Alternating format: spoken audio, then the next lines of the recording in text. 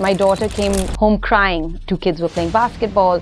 One child fell on the floor and he started being really mean to my daughter, and she's 10. And he said, "Oh, are you going to cry about it? Are you going to go to your mom? Oh, wait, you don't even have a mom. She's never there." Studying to be a finance professional, but known as a key voice in the design field today, she's someone who got married at 22, had her first child at 24, moved to India, and of course, what's very interesting is that she actually got onto the design journey because she couldn't find the perfect nursery for her children. So she went on building a store, then helped many other parents build out their perfect and dream nurseries. She's someone who you can go to right from finding the perfect bed to finding the perfect planter, has collaborated right from A.R. Rahman to Padma Shri Sunita Kohli. She's grown her Instagram page in the last 18 months from 0 to 500K. She's now a key leading voice in the design space and someone I really, really look up to. Please welcome Ridhi Khosla Jalan. Thank you, Mansi, for that fantastic introduction. Thank you for having me. Which I got right out. Tell me all about it. How does it feel to move base to India? Was it a tough decision? And of course, have a baby at 24 when today everybody wants to have it not before 40. So I lived in Singapore and LA, two very beautiful cities with every opportunity available. But my husband happened to be Mumbai based. So I said, okay, let's move to Mumbai. Having said that, I think it was the best decision I made. I would not look back. I think while Singapore, LA, and all these other cities are beautiful, the warmth that you get in India, you just don't get anywhere else. And you can have the most beautiful house in LA, but it's, to me, a very lonely life. As opposed to India, where the door is always open, my kids always have something or the other happening. There is a community of people that help raise your kids. Yeah. And I think for those reasons, I would never move to any other country. And we're booming. Yeah. India is growing. So Yeah. this is the place to be. And how is it to have a child at 24? I think it's a child having a child because that's what it really felt like. It was a surprise that I was going to be a mum, but I embraced it. And now I'm probably one of the youngest mums in my kids' batch.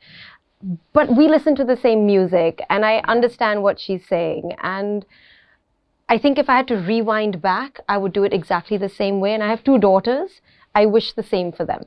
Yeah. Yeah. I can so relate to it because I keep telling people that if you're sure that you want to have babies, just have them really young. Yes. Because there's just nothing. Like I have two girls as well, and Yeah. I have my kids at 27. And if I had to rewind back, I would just do exactly the same because like we're going for a Taylor Swift concert this weekend, and I kid you not, it's so amazing that we now share clothes, we share music, we share. You're a Swiftie too.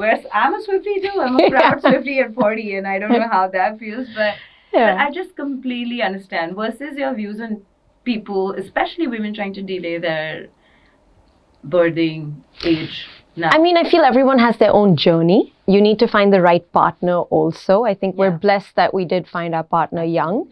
But if you do find your partner young, I would really recommend having a child early. Yeah. Raise the child until at least 6, 7, and then start your professional career. Because I think if you try to do both, it's not impossible, but it is far more difficult. So, you know, it sounds so strange when I recorded this podcast, which is, by the way, one of our top podcasts, which is why I chose to have my kids at 27. I said exactly the same thing. Yeah. Which was that, you know, you're at this mid-management level. Exactly. In your professional journey where if you take a break at that time, if you have to, like I've never taken a pause even for a day after the kids, but even if you have to, for whatever reasons, you're not living with family, you don't have family around, you don't have the right support system, blah, blah, blah.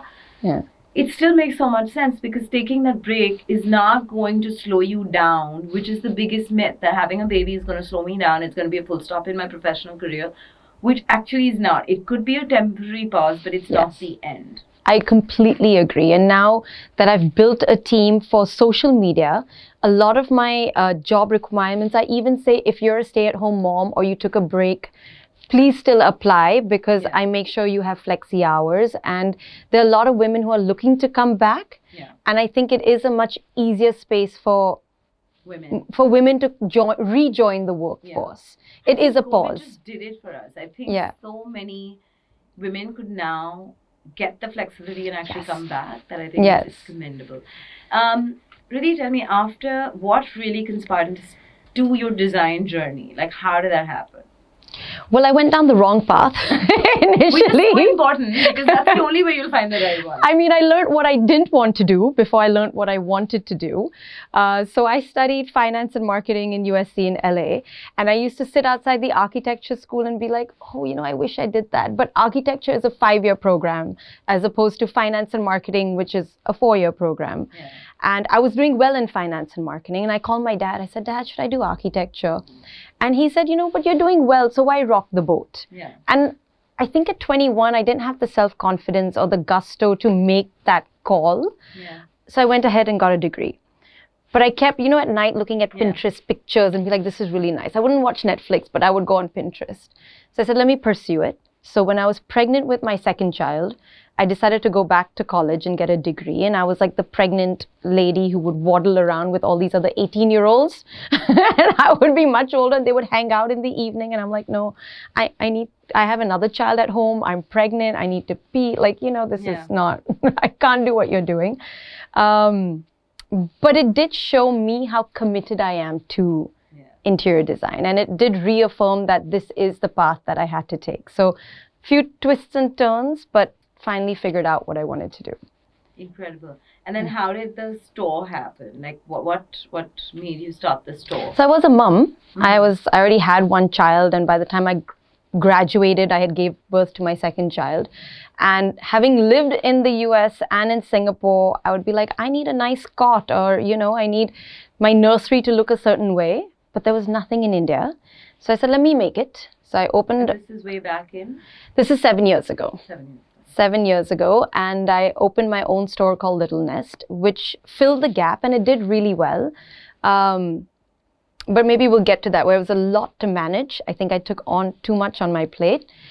But I felt there was a niche, and people were opening up to the idea of having a store where you make children's furniture and you can go buy it. Right. Yeah. Right. So that's kind of how it went into that. Tell me, were there any moments when, you were running the store, managing 2 kids, where you said, I can't do this. I just want to give up? Oh, many times. Because I didn't realize having kids is a lot of manual labor. Physically, I mean, of course, we're blessed to have staff at home who can help, but they still want you to feed them and bathe them and read them the storybooks at night and spend time with them. So it's a lot of physical time, as opposed to when your kids are older, it's mental time. Yeah. And having a store and a workshop and everything is also required me to be there physically. So many times I'd be like, this is going great, but I don't know how I can handle it. And I was school mom, like class CR and everything at the same You're quite time. brave to take that. I've never taken the class CR. I think my kids will be the de facto CR, because they anyways keep tab of everything Right. that needs to happen. I don't have the courage. I can run Kid Stop Press, but I don't think I can be a class CR for sure. Like I can. I think it's been there. I've done it once. I've never done it again. And now I'm the mom who's like, Sheeta never shows up in school only. She doesn't help. I have become that mom. But Do you hate it? I do get tagged in school by other moms. I do. And it comes down through the kids, and it comes on to my kids. Yeah. I'll give you an example, and I don't know if another working mom can relate to it, but my daughter came home crying a few days ago. She was at a birthday party. 2 kids were playing basketball.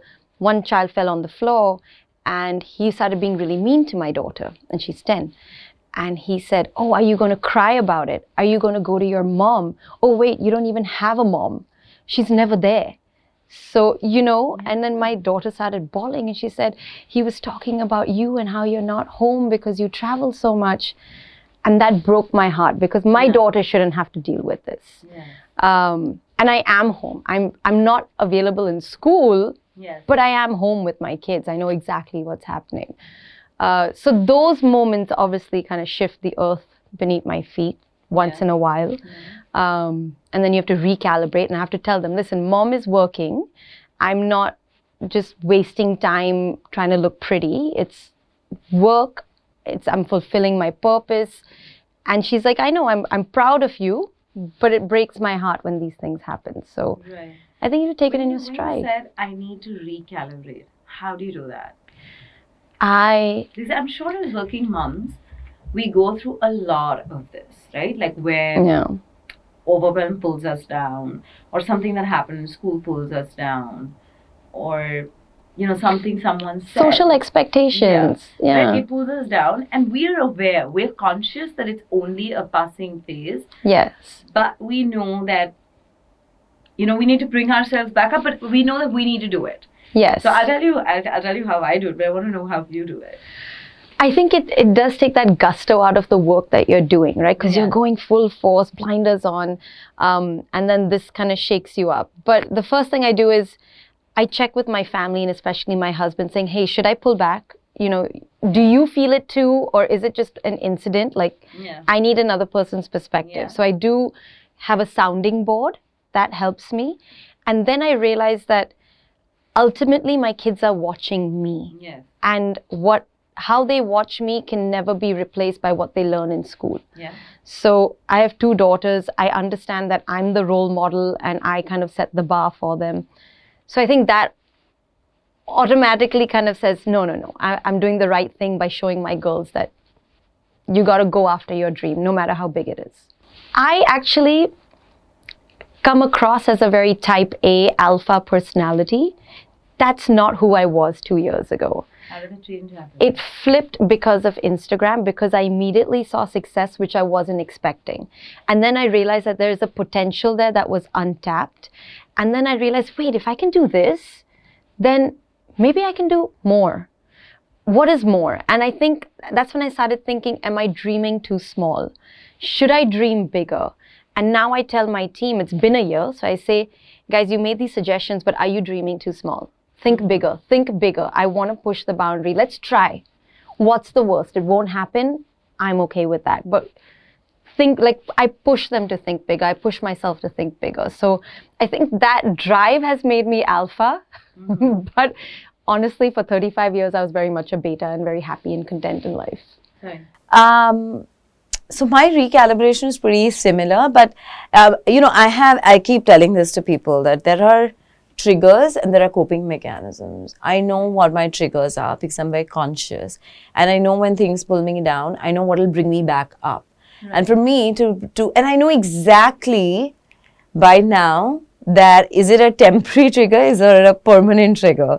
So I'm really that conscious about it. So if it's a temporary trigger, I know that okay, I just need to run, or I need to cook, or I need to clean. These are my coping mechanisms. It's a quick fix. I know next day I will be fine. If it is slightly longer, it stayed for more than a day or so, then I know I need to do something about it. And my next immediate step is to write. Because to write is my biggest release. And when I write, and I ask myself, and I keep saying this to everyone, the minute I write, okay, what next? Just those 2 words changed the game for me to believe that I just immediately know, okay, so they're feeling like this. What next? So then automatically the answers of whether I should slow down, whether I should continue.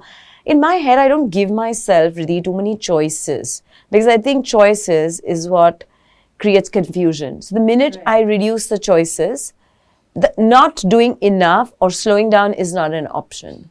Saying no to things that don't seem priority is an option. So it's never saying no or slowing down growth. It is about, I'm here for the marathon, right? So I've got to pace it out. And therefore, what doesn't seem priority right now? Like, example, I have awards coming in exactly a month. The amount of speaking assignments I've reduced or refused in the month of March is significant. But I know that I will just recalibrate it post the 3rd of April. I just know that. It's just a phase where some part of me is being more demanding than the other part, and I'll fulfill that part. I completely believe that balance is possible, just not all at the same time. So I think a lot of what you said resonated with me, especially for major things. Number one, how you write. Yeah. I talk to myself. I'm Yeah. a verbal person. So Yeah. in the shower or in my bedroom, I'm just talking and reimagining situations. And my husband knows that I mumble to myself, but it's talk therapy with Yeah. myself. I Yeah. think that's what it is. Yeah. I think learning to say no Yeah. is something I just learned about a week ago, because everything else was, yes, I'll be there. Yes, I'll be there. But now prioritizing and learning Yeah. to say no. Also, when you're growing, it's hard Yeah. to say no Yeah. to everything. So that, and I think how you said what next, for me it is, what's the solution? Yeah. So that is like, okay, we understood the problem. What is the solution? Right. So like you said, also, it's a marathon. So sometimes you slow down, sometimes Yeah. you pace up, sometimes Yeah. you slow down. Yeah. So that's the... No, how to you- 100%. Yeah. Tell me, after the store, what happened? After the store, I got some amazing clients who said, okay, you've done the kids' room. We like your work. Why don't you do the whole house? Mm-hmm. And I was like, are you sure? Really? I haven't done a kitchen before or a bathroom. They're like, no, just do it. We like your aesthetics. So ended up doing full homes. And that happened a few years. And then just stumbled upon making content for Instagram a year ago. Yeah, and tell me that journey, because you consciously decided to stop the other part of it and get whole hog into doing this. So like while we were chatting, she literally said like from hiring interior designers to hiring people, social media. How did Yeah. you switch that? So the purpose of going on Instagram was to share whatever knowledge I have and to tell people what is the latest in interiors and home decor. Because I wasn't getting access to it, at least the way I wanted it. So I said, okay, let me just put myself out there. It was a bit of a nerve-wracking experience the first 2-3 times, and then I was okay. And once I started doing that, I was still taking on projects and doing everything. But the numbers started skyrocketing on Instagram. What did you do differently? I'm myself. Guys, this is what you get on Instagram. There is no filter. There is no professional hair and makeup artist. All my initial videos were shot by my kids. So it's 100% me. And if I don't like something, I will not tell you about it. It's not just because if they say we'll pay you, I'll do it. It's nothing like that. So it's 100% authentic. Right. That is what I swear by. But I mean, you started a year ago, and the reason I asked this question is because there's so many women, men, people who want to take the plunge, but they already feel like the space is so cluttered. Right. What am I value adding? I think the biggest thing about people saying like, I don't think the world needs what I need to share. And then like there's so many other people doing it, why me? So How did you answer I'll that? flip the perspective. If those are the questions people are asking, then they're doing it for other people. I did this for myself. Mm-hmm. It was very simple. I was fulfilling my own need. And whoever wanted to come along for the ride could come along. So I thought even if I have 5,000 or 10,000 followers by the end of the year, I'm okay with it. Right. I'm not chasing some number. But even now, I do it for myself. I know the right answers. It's for my followers and all of that, but it's not. It's for Yeah. the interior designer I was, who didn't have access to the latest in materials and home decor and products. I'm catering to that girl who I was. Right. So it's not about the follower base. I'm still doing it for me. Right. So I'm not worried about the clutter. Yeah.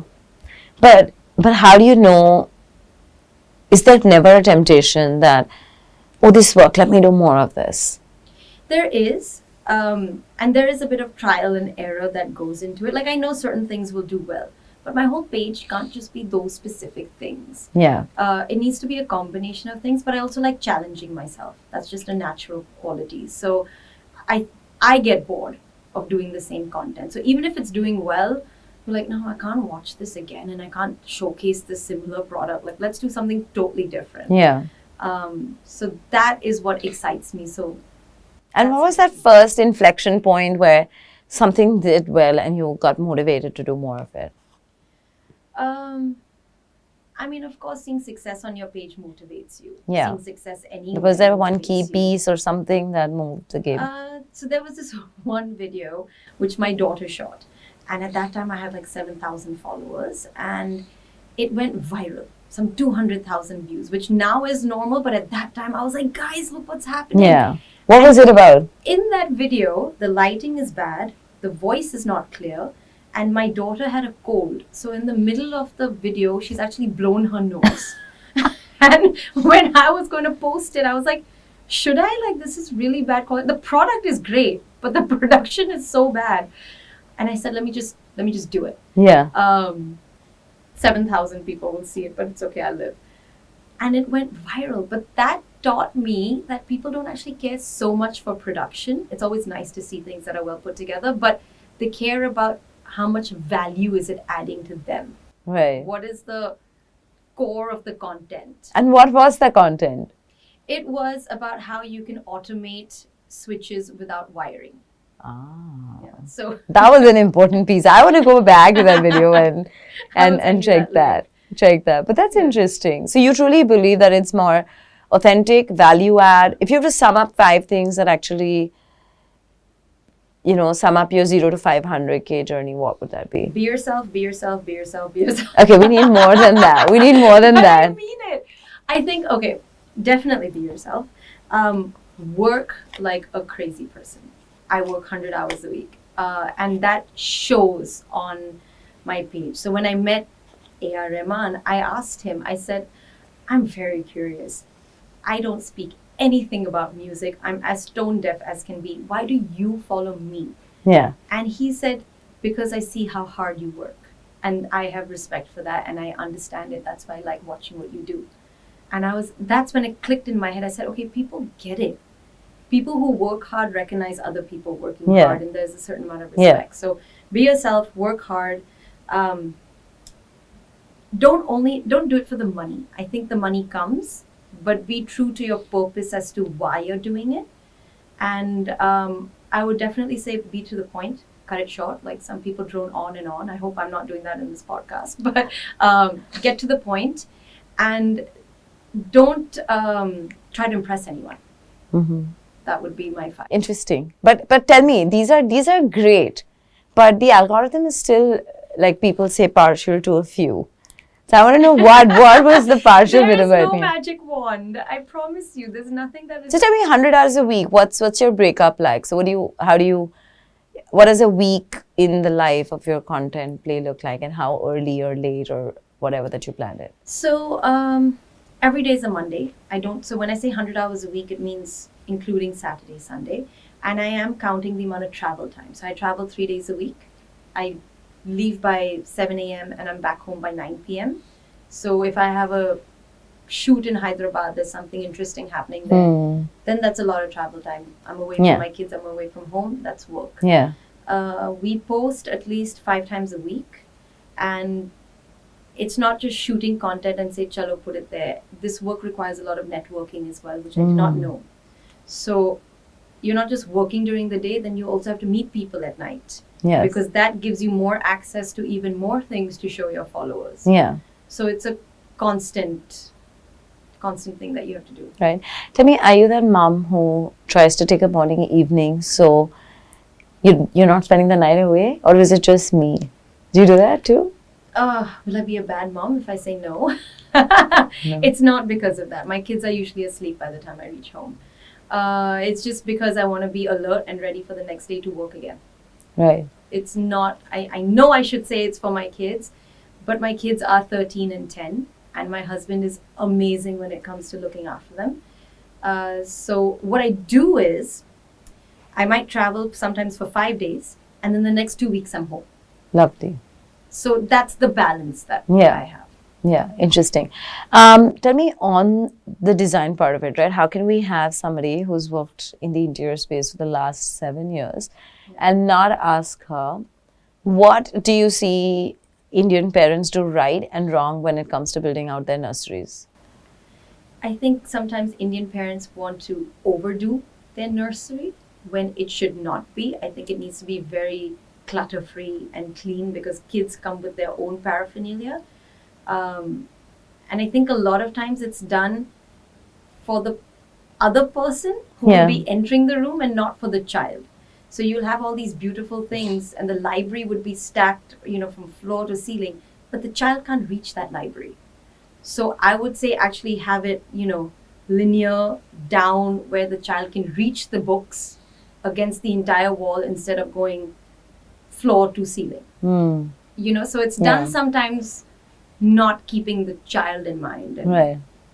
So tell me, what would be your do's and don'ts from like a 0 to 2 or 2 to 5, and then of course upwards?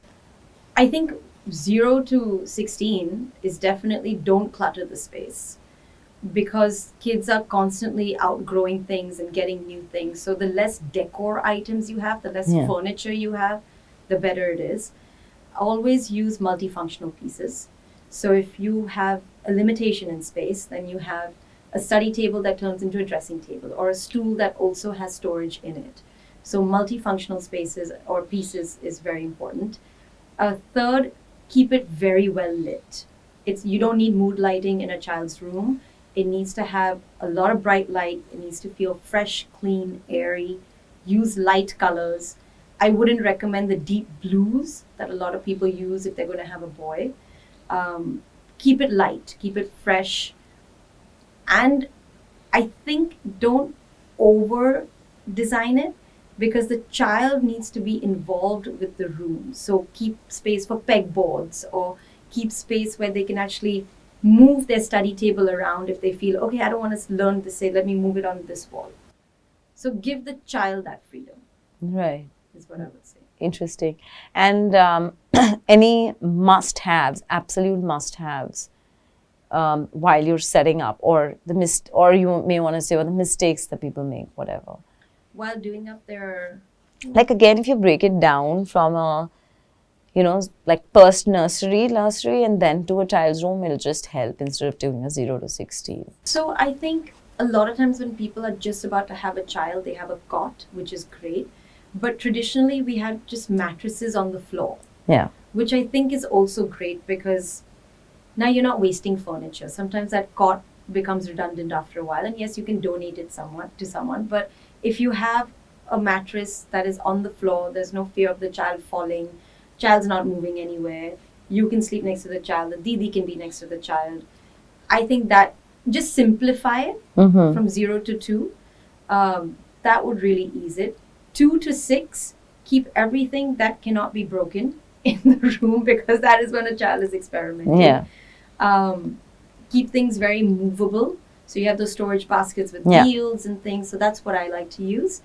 And as a child grows older, then they need much bigger storage spaces, because the size of things they use is larger. So even their cricket bats are no longer the small plastic bats. They're those solid big ones. So your storage spaces need to be larger in size instead of small little cubby holes. Right, right.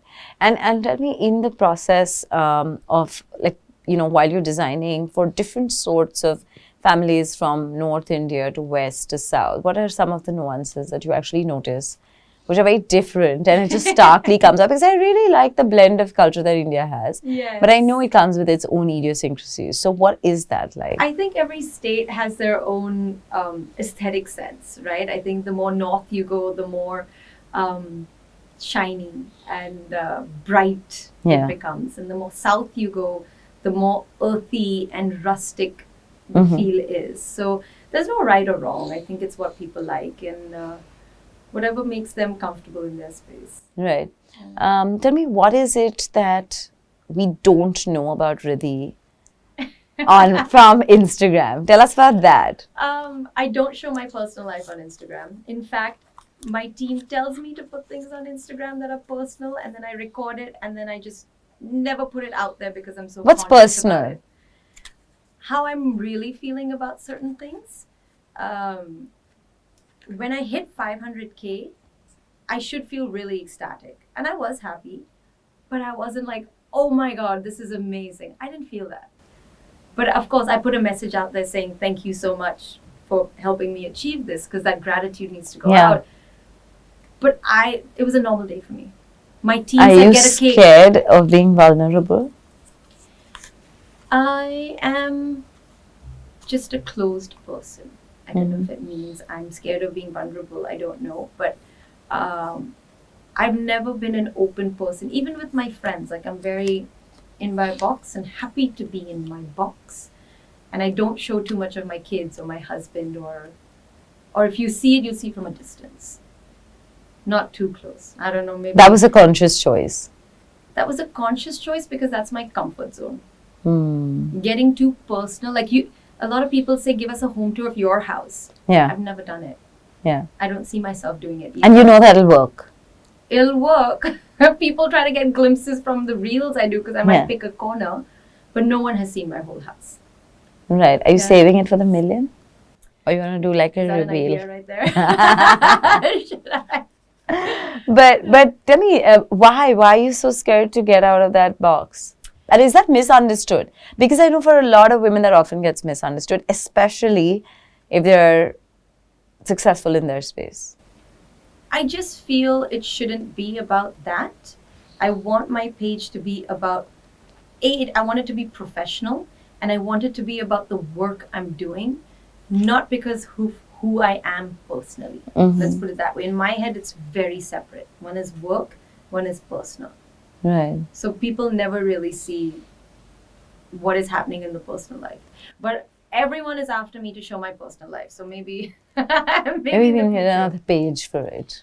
No, I know one page is enough to manage. I can't See, have I wasn't the page. only one who said she doesn't want more pages to No, manage. no, no. We're anyways managing 2 kids and Yeah. a venture and a page. Now we Yeah. can't add No. more You have to more be to more it. efficient in life, guys. Can't Yeah. have a, Can't have that. Yeah. But tell me, when you're managing, this demarcation that you have, is that often misunderstood for arrogance?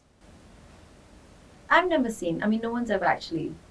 They're not telling you. No, maybe they're not telling me. I haven't seen it that way. But with the first part that we actually started out, where somebody called out to your child, Yeah. does that mean that it's coming from the parent and is actually happening? I think they're seeing that I'm not an involved parent because they see me travel so much and they see only the work part. They don't see that I'm sitting with my kid and I'm reading and we're discussing and having dinner table conversations. They don't see that part. Do you feel the need to justify? No. I don't. If I did, I think I would have already put some Put reel some out bit of there. it out. But I don't. This is my life and my kids are happy and sorted.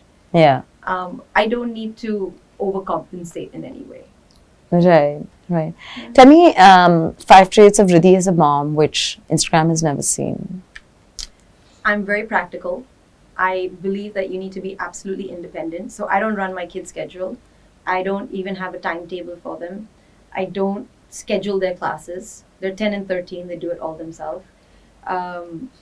I don't look at their homework and their test. They need to manage. So I believe a lot in independence. I expect 100% effort. I do not care if you fail the grade. You can get a A, B, C, D, E, F. Makes no difference. But effort needs to be A. Mm-hmm. And I think my kids get that. And sports and academics are both very important. It's not one is more important than the other. Right. So I think Interesting. And has there been a moment where the grade has dipped and you blamed it on yourself? no. Can I be totally honest? No, No. because Because that's the first thing that we do as moms, right? Like anything that happens to anybody else, we go into victim mode at the drop of a hat. so I wouldn't say if the grade has dipped, but I would say if socially or I'm feeling like my child is not happy in any way, is it because I'm not home enough? Yes. Not just because of a grade, because I don't put so much importance on grades as I do on effort. So yeah, the first question is, should I cut down and should I be around a lot more? And I have faced those a few times because every child has their ups and downs. But I think that's the balance, right? When I think my child might be struggling in something, then I pull back and I tell my team, okay, I need to be around for the next few weeks. Let's be creative as to how I can get my work done. Or my kids are going to be really busy the next 2 weeks, so I can travel too. My husband's going to be around with them, so I'm sorted. So I think that's the balance that we do. Right. What's the machinery that manages your personal life and your professional life? What do you mean by machinery? Like the orchestra, like what's going on in the background? Who's managing what? So my husband's a pillar. Without him, I can't do what I do. And he's thankfully very successful and confident in his own way. So when this Instagram success hit, he was the one who sat down, both the kids and me, and said, listen, mom has hit something big. I'm going to look after y'all a lot more. I'm going to pull back so that mom can fly. And let's give her a year, 6 months to a year, and see where she lands. And I looked at him, I said, are you sure? Because I have been the primary parent for my kids for all these years. And he's like, it's okay. I've done it for 15 years. I've worked the way you are working now. Go fly. I will pull back for a year. So I think without that support, I couldn't do anything. Yeah. And then that means a lot of communication between him and me. Yeah. Yeah. You don't want to lose Yeah. touch, right? So Yeah. a lot of communication between him and me. And tell me, how are the team structured both at home and at work to manage this entire? So the first thing I did was get a house manager. Mhm. Because I said I can't be managing bhabhi ke ghar pe sabji nahi hai while Yeah. I'm traveling and working. Yeah. So got a house manager and gave her a budget, and I'm okay if she spends a little bit more. It's not like down to the 2 rupee Yeah. discount. I'm okay with that. So she helps a lot. So I even got my kids a phone. I'm blessed where they each have a didi and a car and a driver. So they have the freedom to exercise their schedule without constantly trying to coordinate and figure Mhm. things out with me. So the home front is taken care of. And the work front is now I have a team of 8 to 10 people who look at different parts of social media and how they can help me. Right. Right. Yeah. And you have somebody managing your schedule too. Yes, completely. Without a team, I don't think you can grow as quickly as you want to grow. Right. Tell me, when you tell has there been a moment where your kids have like done an Instagram audit and said, Mom, this is not good. This is not good. You should have said that. Are they like your best critiques? Their critiques, I don't know if they're the best critiques. They're watching and they're listening. So they don't have Instagram accounts. So they're not Okay. fully watching. But it's the opposite. If they've shot something and it does really well, then they feel a lot of pride. Like, oh, I was a part of Yeah. that success. But they do critique me with my clothes. Oh, I want to know that. Yeah. They'd be like, Mom, that didn't look nice. And I'm like, but no, it was okay. Like, Yeah. So I get a lot of critique for clothes. But otherwise, they're very, very supportive kids. Incredible. Which is your favorite tool for work? Means which app? Yeah. For Instagram specifically? Anything. InShots. Okay. Yeah, I'm editing everything on that. Okay. What would your top 3 tips be for a parent looking to renovate their child's room on a budget? Multifunctional pieces, that would be number 1. Number 2, please be very open to hand-me-downs. Yeah. I don't think there's anything wrong with it. Mm-hmm. And number 3 would be keep it light, airy. And that doesn't really come with you don't need a budget for that. You just need something that's well lit. Use light colors, light curtains, not too heavy on the fabrics. Right. Advice for parents who have twins because they need 2 of everything. What are some of the things that can work well for a twin setup? I think you do need 2 of a few things, which is study tables, chairs, bunk beds, definitely blankets. So, I mean, what you need on a lifestyle basis, you do need 2 of that. But otherwise, 1 of everything and teach them to share. Yeah. Interesting. 5 brands you would recommend when doing up a child's room. Tell me 5 brands you would recommend when doing up a child's room. I would recommend wallpaper scissors for wallpaper, Cradle and Ma. I would recommend Flexa. I would recommend Pottery Barn, depending on the budgets. And another really nice one is GWD Kids. Yeah, they're really incredible.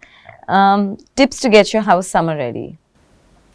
Tips to get the house summer ready. Please clean all AC vents with vinegar and water, not just water because it kills the mold, and make sure new mold does not come because in summertime you're going to switch on the AC. Number 1.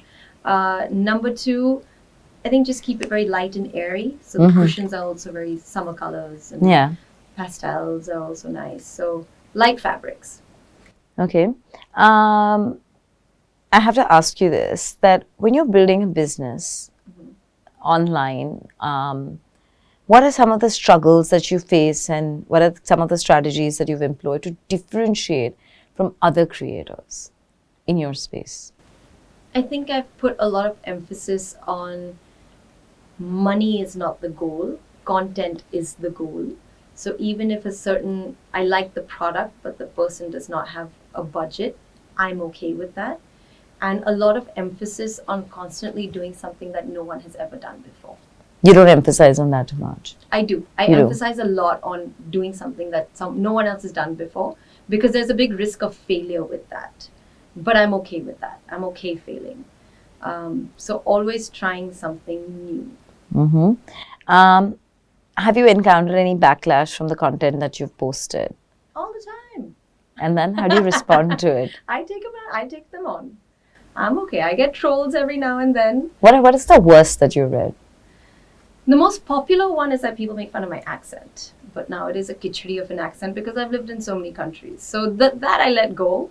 But I do take on the trolls if they comment on my content. That's when I will really come across and tell you why I shot the content the way I did.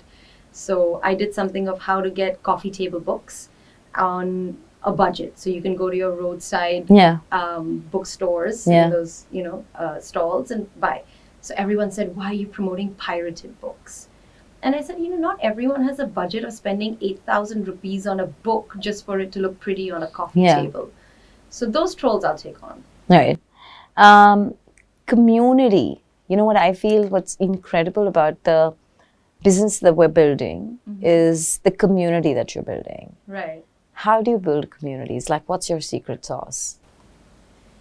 I think my community is built out of sheer passion for design.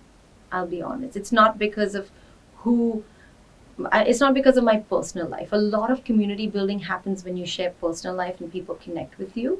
Since I don't do that, my community building is on a very professional level. And it's out of, I think, like I said, respect for hard work, and they understand the intent that I'm doing. So people actually reply. The kind of DMs I get is all very work related. So I understand that's the community, that's how they see me. Interesting. And of course, one of the most important questions, what's the price you've paid for your success? The price I've paid for my success is sacrifice number one is no social life at all. I have disconnected from most of my friends. And sacrifice number two is definitely spending more time with my kids. That has taken a backseat. And you don't regret either? I don't. Because do you feel like you will be able to go back to it again? Especially the first one. The second one, of course, I know you're not cutting it down, you're just apportioning it right. That's how I look at it. Yes. Like you said, the 5 days versus, so I batch. Like today, I'm not available. My kids know my schedule. They know that I'm shooting from 9 in the morning to like 6 in the evening. They know that if they're stuck at any point in time, they have to either call dad or call daddy, or they'll call somebody from my team and make sure that, if something's pressing, then that's coordinated.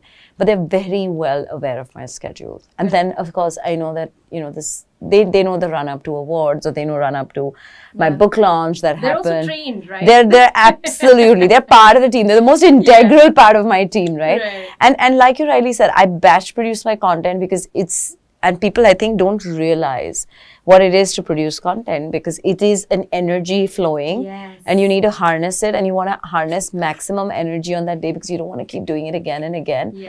Because people often feel like, doing this hair, makeup, showing in front of camera, setting things right, checking frame, it all just comes effortlessly. It's a lot of effort. It is. Yeah. And if you see me on any other day, then you know that the hair's tied up and we're walking around in sweats. But the point is that I know that it's just apportioning that time. And I'll typically pick days when I know that they've gone to school at 7 and they'll come back at 5, and I know they have a class at 6. So I'll be smart about it, right? But the first one, like, I really feel like I lost out a lot of time with my friends, and I don't think it's as easy and effortless to go back. You don't? It's not. It's one of, I think, if people ask me what's one of my biggest regrets, is I think I didn't nurture a lot of friendships and I left them behind while I was building Kids Stop Press, and I still regret it because those relationships were important. I tried really hard to make it happen, but unfortunately it didn't. I hear you. It's hard. Because they, like, some of them will hold on and they'll cling on to you no matter what, because they know how mad you are. but some do get in the process left behind. And Correct. and I just feel like one day when we'll be 60, and and I'm closer to that than you, that I feel like one day we'll be 60 and we'll be like, okay, where are my friends? Yeah. And the room will be empty, and that really freaks me out. I think that's the trade-off we need to make, right? Do you want to live a life where you have no regrets, especially when it comes to work? Yeah. Or do you want to have this bustling life, but then you didn't give your work 100%? You know what I mean, friends? It's not like I need to party every Not social, night. yeah. Yeah, it's not I call that. them tier 1 friends. Yes, dear. I love it. I love how we're so aligned to this. Yeah. So I have this like inner circle, tier 1, then there's tier 2, then there's tier 3. Absolutely, like an onion bulb, right? So I'm not worried about tier 2, tier 3. Yeah. They'll come and go, Acquaintances that's are fine. different from friendships, Correct. right? And those friendships, like I want that room full on my 60th birthday with all my favorite people. Yeah, I don't know if I can fill that room, I'll be honest. No, whatever that. It could be the size of the studio. Yeah. But you know what I'm saying? Like I want those tier Yeah. 1 people, and I don't want to lose them in the process. And that's why I work hard. Today, I work much harder on that than I did 5 years ago. Actually, that's probably my learning from you now, because my journey is still a bit young when it Yeah. comes to this work schedule, right? It's only been a year. I do see a lot of the friends that I want to stay close to me phase out a bit. Yeah. But it is that extra effort you Yeah. have to put in to make sure you nourish. And you know, those as connections. women, is so hard that you want to walk. And I don't believe that, okay, women can't have it all, or women need a I think you work-life can, but at balance. different times in your life. Absolutely. So, but Yeah. it's just that I also know, and I'm very, very conscious of the fact that women, especially mums, there's always something that, and I keep saying this, that we have an invisible backpack, okay, where we're like filling it up with schedules and classes and camps and play dates and something else, and work and podcast recording and writing a book and something else and something else. But at each point in time, when I climb the next step, I want to make sure that I drop something out of the backpack. Otherwise, at one point in time, it's going to get so heavy that I'm not going to be able to walk any further. Can I clap? What a great analogy. Yeah. No, I keep saying this, that, you know, it's just at some point in time going to break your back, and, you know, but keep adding and keep deleting something. Otherwise, I think it's to keep prioritizing, right? And Oh, keep seeing 100%. what you're prioritizing. It keeps 100%. changing. Yeah. Yeah. 100%. And that no, which you've learned last week, I have right? learned. Oh, first There's a big no. Oh, And then there's mad FOMO also that goes when you say no. do you get FOMO? I do get Do you look at FOMO. other people's content and I'm like, shit, I didn't do this?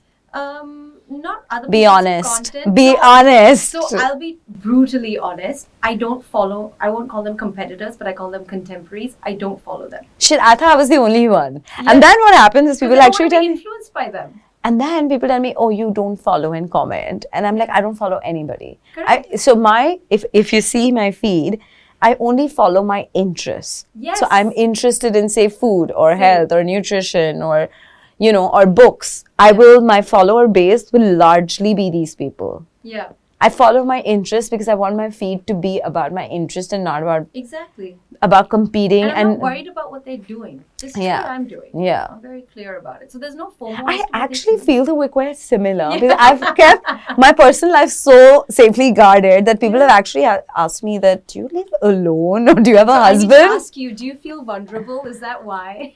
No, I don't. I'll tell you one of the, and I don't share my husband's pictures. I've never shared my kids' pictures people think online. I'm single. Yeah, people think I'm single too. I get all sorts of messages. Yeah, me too. Yeah. So 100%, I get that as well.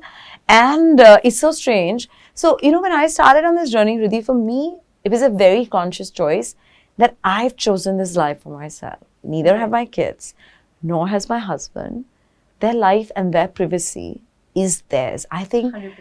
the person who's the richest today is the one who has his life not on social media. It's privacy. That's the biggest asset you can actually have today. Right. So for me, keeping their lives, keeping their identities to be who they want it to be is so important. And I can safely say this because my daughter's 15 and 11, and there is just no way and I keep talking about consent in a big way for children. Right. We ask our children for physical consent, emotional consent. We tell them about good touch, safe touch, bad, unsafe touch. But we never speak about the emotional consent that a child needs. They may not want to be on social media. And we're constantly creating these digital footprints. And the decision of not having them on social media, especially on public accounts like mine, was a very conscious choice that my husband and me made. We're like, we're not doing this to them. And trust me, I can tell you this, when my daughter is 15, she's very happy that she doesn't have pictures of her floating around in diapers or having a bath or doing something else, which I feel, oh my God, like what force guided me. And I'm glad I never did it, because she would have hated me. I hear you. Like you said, it's our decision. It's not their decision to be on a public forum. So even before this interview, if you remember, I asked you saying, please don't ask me about the kids, because I don't want what I say here, end up putting pressure on them later on. 100%. So this is not about them. It isn't. It isn't. Absolutely. Of course, she comes and they come in rather in bits and pieces of my analogies, because I feel like because they're such an integral part of who I am. Of course. And like literally my team, like, my team knows them. They're part of the table discussions, everything. And people respect you for what you stand for, right? Like for my book launch, my kids were the hosts, and Nakul and me discussed. I said, Nakul, what if people take pictures? We've never shared their photos online, and what if people story something? Everything that we worked on for the last 15 years will go away. And he said, I am very sure if people know you, they would not post it out. And for my kids, they just wanted to do it. They're like, Mom, you want us to wear masks and do it? We will do that, but let us do it. And I am just really blessed, Ridhi. Like from my book launch, my kids spoke. I think they stole the show versus me. But there wasn't a single person who storied them or tagged or did any of that. That's kudos to your community. I genuinely believe that I'm a blessed soul.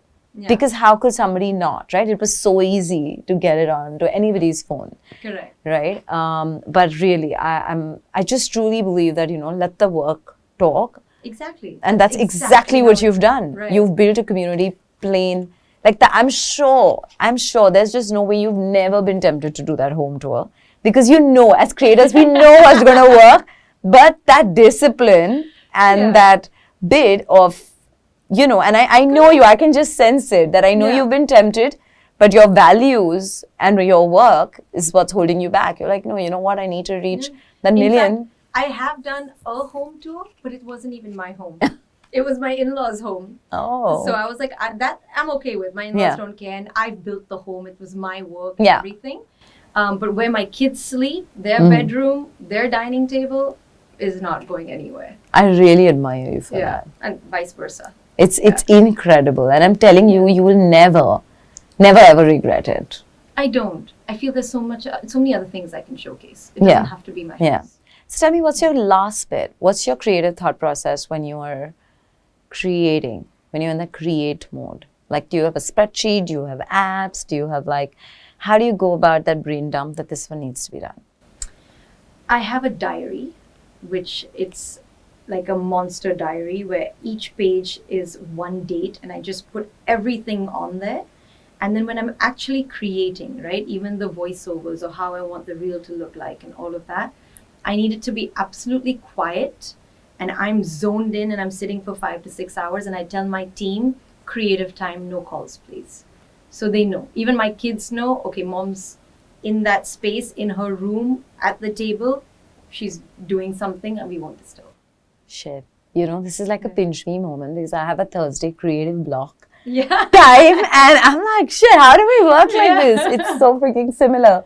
Yeah. It's crazy. So then nobody calls, nobody emails, they know I won't respond. Yeah. I said, there can be a fire. Please evacuate everyone, leave me here. Yeah. Like, I need these 4 or 5 hours to get my work done, which no one else can do. Right. And what's the point from thought to execution like? It's a very long road. But I do believe in delegating a lot. I do trust a lot of people. So if I have an idea, I find the right person for the job, delegate, and then they get it done, or I handhold them until it gets done. Right. And what happens when it doesn't get done? What is Ridhi's avatar then? I don't get angry. You I'm don't? okay. I'll be like, come on, guys, let's make it happen. And mistakes are 100% allowed in my company.